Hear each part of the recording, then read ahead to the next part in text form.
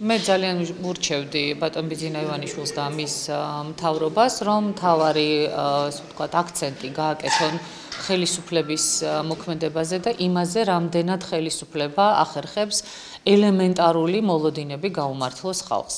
ჩვენ დღეს გვყავს სამწუხაროდ აბსოლუტურად არაეფექტური ხელისუფლება, არაკომპეტენტური ხელისუფლება, გაუბედავი ხელისუფლება, რომელმაც რეალურად ქვეყნის სახელმწიფოებრიობა, სტრუქტურები, სუვერენიტეტი დააყენა კითხვის ნიშნის ქვეშ საკუთარი უუნარობითა და უმოქმედობით, ამიტომ პირველ რიგში ბიძინა ივანიშვილი უნდა ზრუნავდეს ხელისუფლების გაძლიერებაზე, ხელისუფლების ეფექტურობაზე, მისი გუნდის ეფექტურობაზე და აი ამის შემდეგ უკვე საინტერესო იქნება მისი მოსაზრებები სხვა საკითხებთან დაკავშირებით. რისთვის აირჩიეს ბიძინა ივანიშვილი იმისთვის, რომ ნაციონალურ მოძრაობასთან რამეზე შეთანხმებულიყო?